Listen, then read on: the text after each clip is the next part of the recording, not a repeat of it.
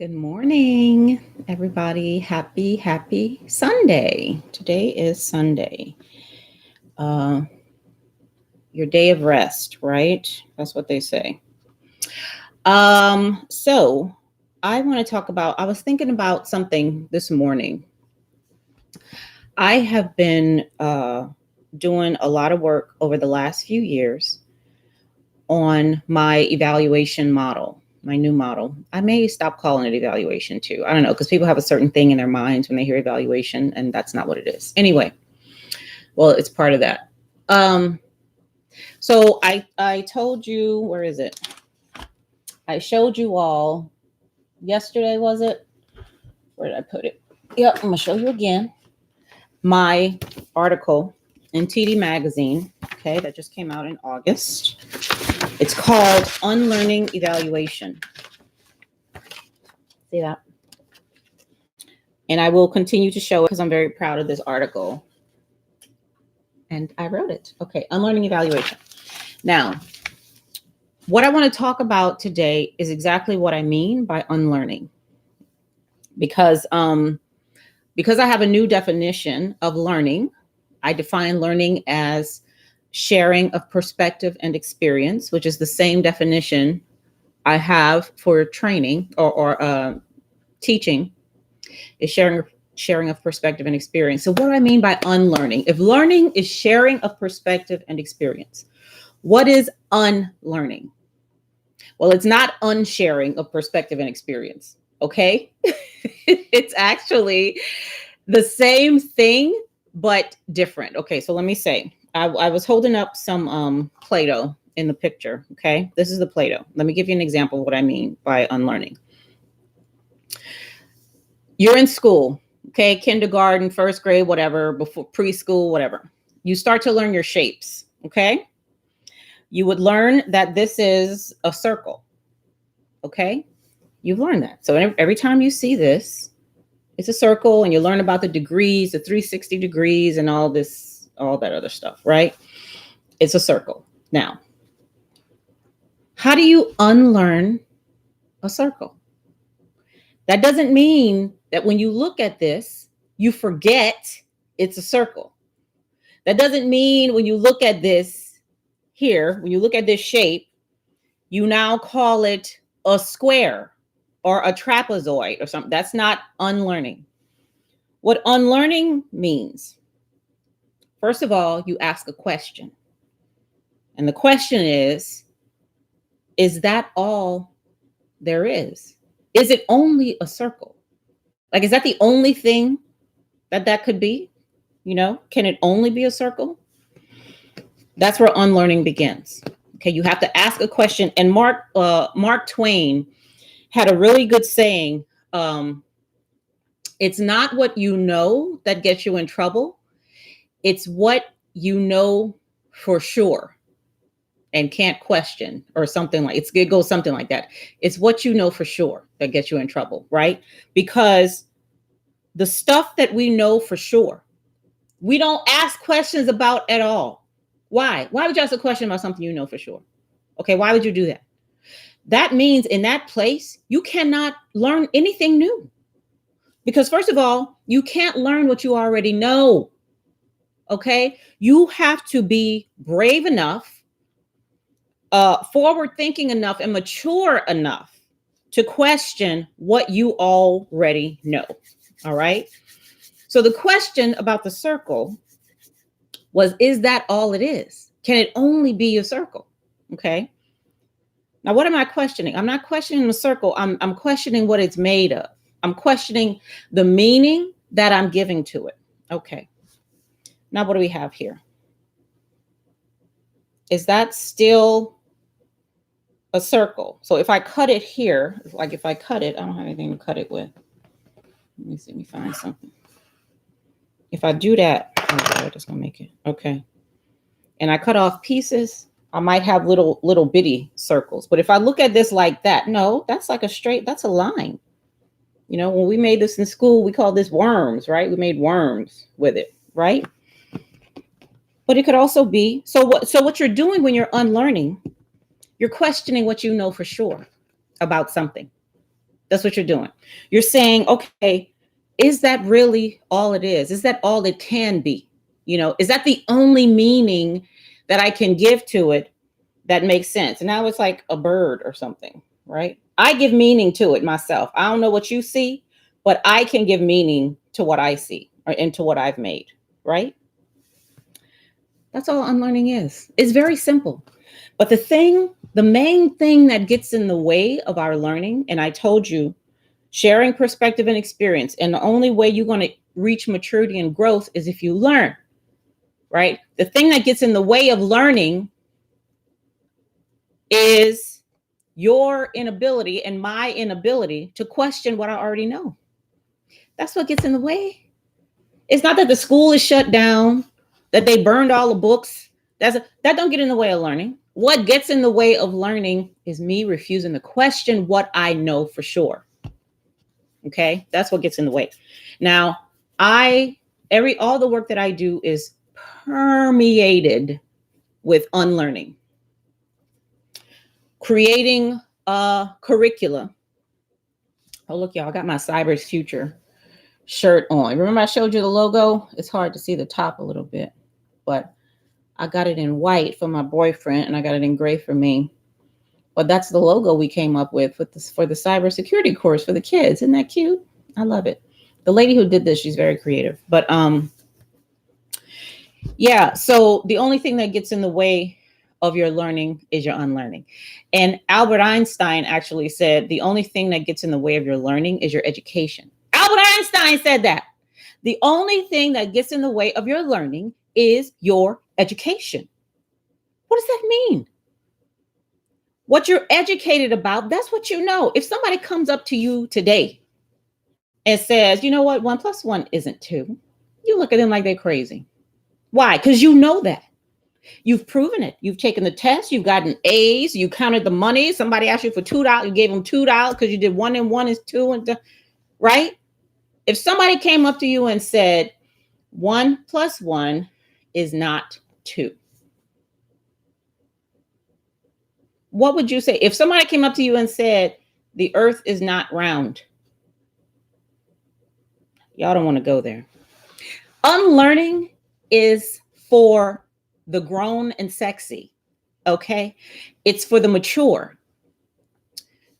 It's for individuals who are compelled to grow. That's who unlearning is for. People who are compelled to grow. Okay. Children are compelled to grow. It's a compulsion, right? Kids ask so many questions. And the main question they ask is why? Why? When we get older, we stop asking why. Why do you stop asking why? Because you already know. At least you think you do, right? You think you know why. Okay. And that's the area where you stop growing, where you stop asking questions. That's where you stop growing, where you stop seeing other possibilities for this is where you stop growing. Okay. Because this is permeable. This ideas are like this. They move, they can be reshaped. That's what ideas are. Okay. They're malleable. They can be manipulated. Okay. They can be all kind of different shapes, and that's what keeps them alive. Isn't it? Isn't that what keeps them alive? Is that they're constantly moving and changing and being reshaped and evolving and maturing. Okay. Other people's minds get on this idea and reshape it into something else. This is still here. Like this Play-Doh, this is still here, but it's such that it can change. It can be questioned and it can become something else. In this article, Unlearning Evaluation, let me show you again in case y'all missed it. In case you're coming in late, let me show you again. Unlearning Evaluation. The idea of evaluation, the way we have learned it, especially in government, because that's where I primarily work. The way we have learned it about how you evaluate learning events and anything else, not just learning events, but how you evaluate, period. That has already been defined and studied, and people have written about it and created businesses around it, and, plays and movies and poems and all that, books, all that, right? Okay. It's an idea that has been defined. And what did I do? I actually asked the question, is that true? Is that really what evaluation is? I just asked a question. And I found that I can do something else with this. Something else that has just as much meaning. Something else that actually evolves what you're doing, that helps you see something more clearly than you were able to see, that makes the picture bigger, broader, deeper. Okay, that's what I found. Why? Because I unlearned what I knew evaluation to be. I unlearned it. That doesn't mean I've abandoned it. It's still here. It's still here. It's just reshaped. Okay, to fit better into a more dynamic world.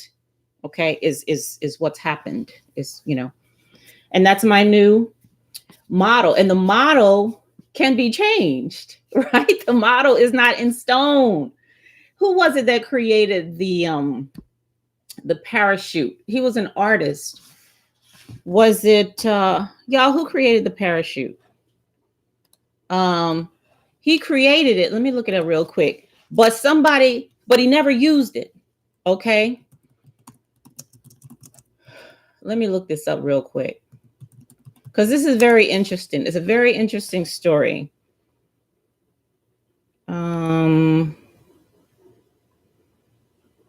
Somebody created it.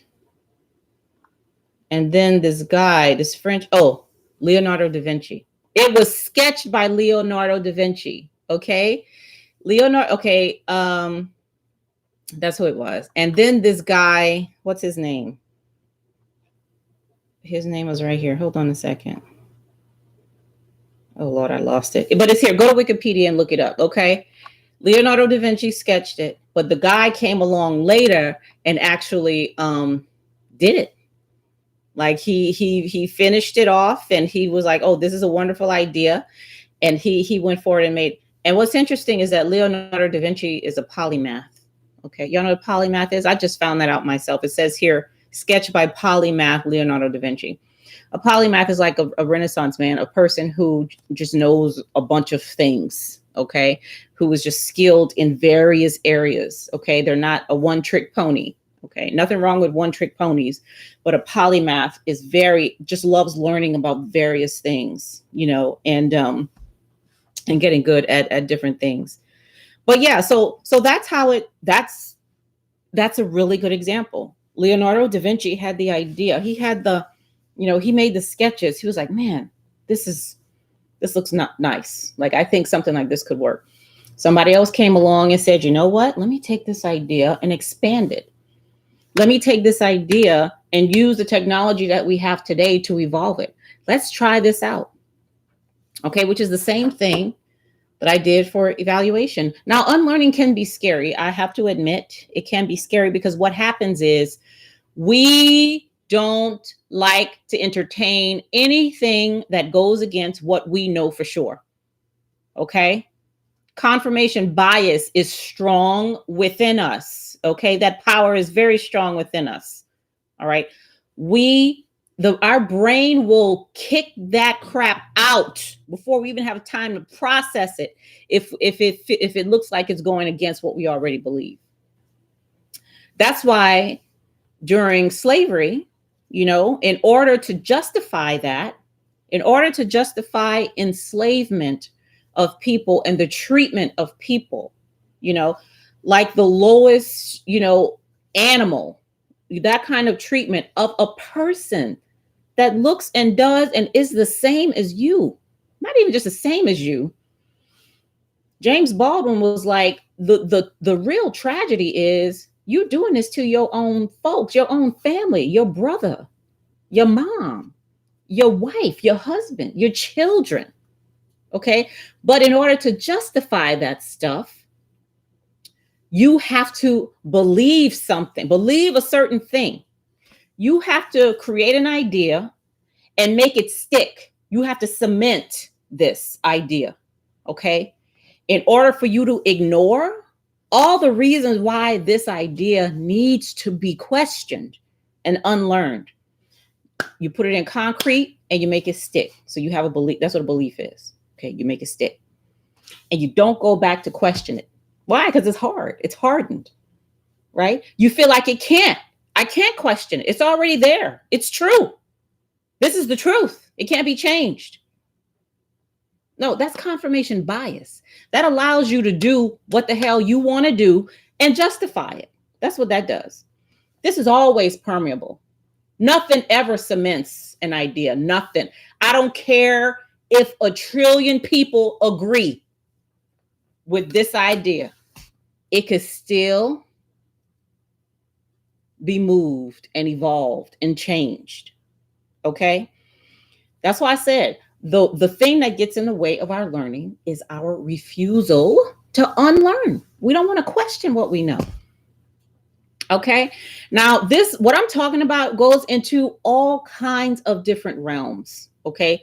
Right now, I'm talking about it regarding the work that I do in learning development and evaluation, and with my article, Unlearning Evaluation, which means you got to unlearn learning too. There's a whole learning has depth. It doesn't just have breadth, it has depth. If you think about the way that you learn to speak, your language, how did you learn to speak English?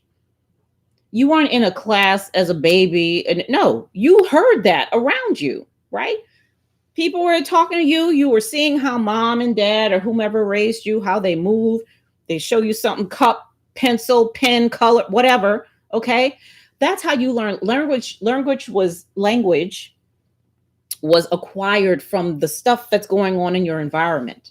If you were born somewhere where they didn't speak English, you would be absorbing whatever they spoke. You would be absorbing all that from your environment. Okay. So you'd be learning that way, but also we learn in more formal ways. So I knew how to speak English before I went to kindergarten. Okay. But I didn't know the rules, which is called grammar. I didn't know the grammar rules. I didn't know how to write very well. I knew how to write some of my letters, but you go there to learn how to write the language that you're speaking. You go how to learn to pronounce words, correctly in the language that you're speaking. You go how to learn what words to say and not to say, which is about the cultural norms and stuff like that. So it's not just language on a even level, on an even keel. You're just not learning. Language goes out, but it also goes deep. Okay. There's still learning that needs to happen broadly and more deeply when it comes to language. Right. All right. So that's what I wanted to make clear today. All right. Now, why is that important? Because I keep going back to the same thing. If y'all look at my videos, you'll see there is a common thread that runs through everything that I say. If you watch one of my videos, you can pretty much get the gist of the other stuff. I'm just attacking it from different angles. I'm just coming at it from different angles. All right. Why is that important? Well, on YouTube, some of the people I've been following and listening to, we love some drama, don't we? Yeah, we do.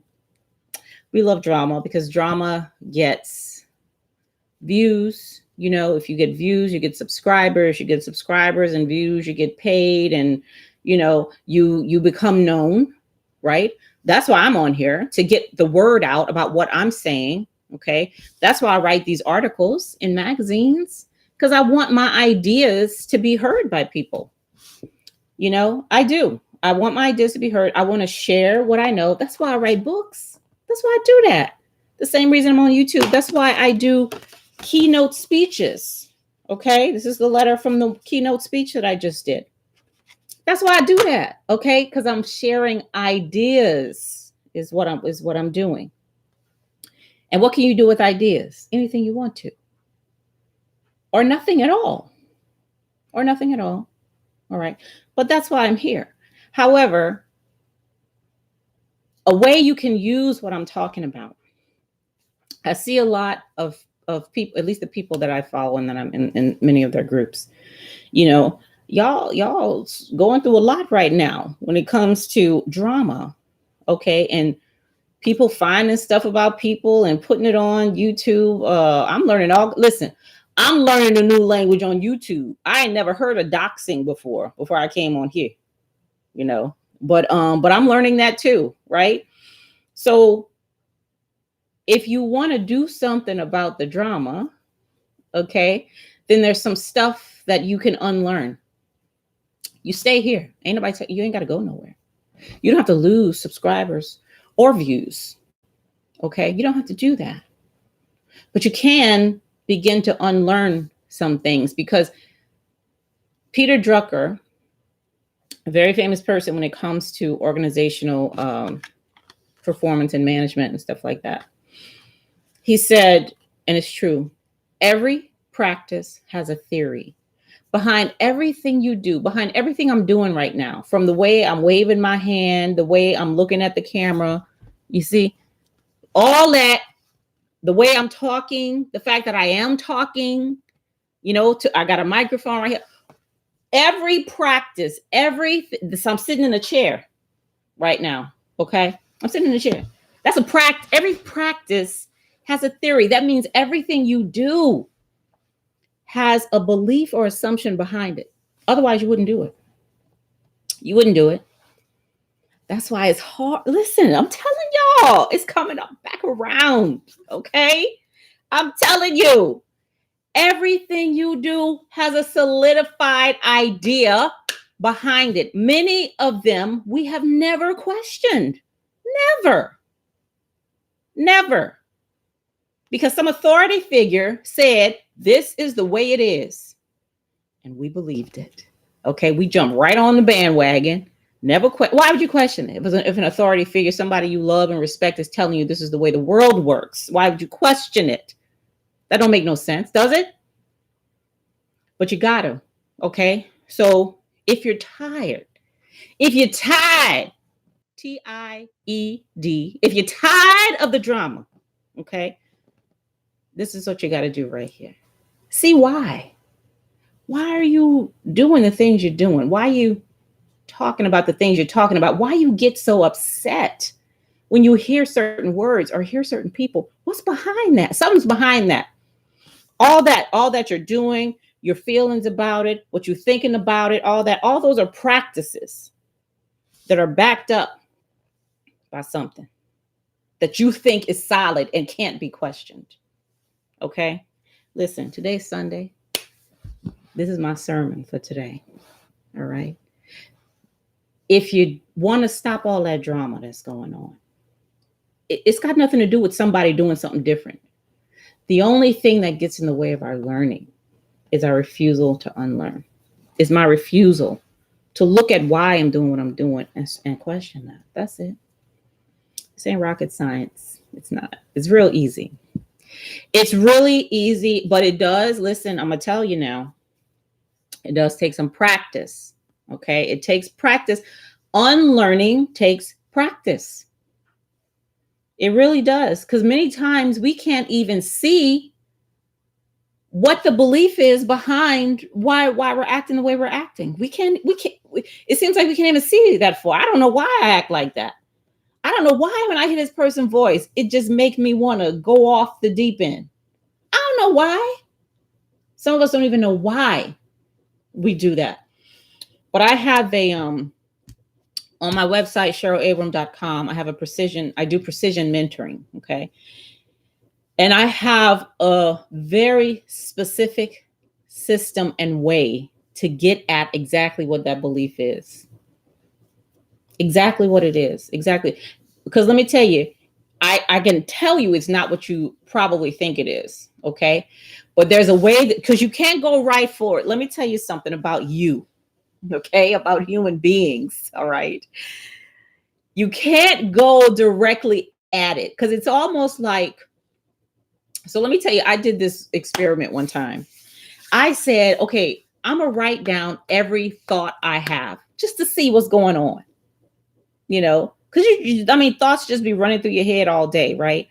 I said, let me do this. Let me just write down everything I have.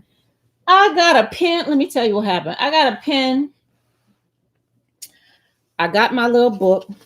Sat down in my room on the bed. Let me just do this. Okay. And even if I do it right now, you'll notice. Try this. See what happens. See what I tell you. See what I tell you. Okay. I got a pen. And I got my notes. I said, let me sit down and see. So nothing. I'm telling you, I sat there for like 2 minutes, not one thought. It was almost like my mind was like, what you doing? Like it got suspicious. I'm telling you, it sounds crazy. Try it. I'm serious. Give attention to what you're thinking and watch and watch what happens. Because that's what happens when you try to go directly at belief too. It's going to be hard for you to do. So you have to get to the belief behind your practice in like an indirect way. That's what I figured out. You got to get to it in an indirect way, because to go directly at it is going to be hard. It's going to be hard for you to get directly at it like that. It's real interesting though. It is. It's very, very, very, very interesting. And I did this on myself. I did it on myself because for two specific things I was trying to change, 2 practices I was trying to change. The first one was my eating habits, right? And the second one was my relationship. Okay.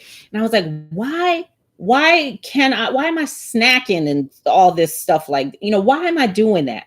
Because there's something back there that has me, even though I want to do something different, I can't, right? What the hell is this? Even though I want to do something different, I can't. I keep getting the cravings. I keep doing the same thing over and over, even though I don't want to do that. That was that. Same thing for the relationship.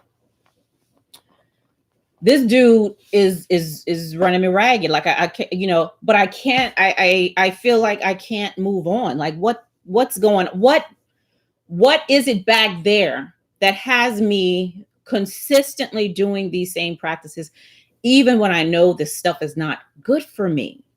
Okay. Even though I know this stuff is not good for me, what is causing this? What am I doing? That is causing these practices? Okay. That's resulting in these practices. So I did the exercise on myself for those 2 things.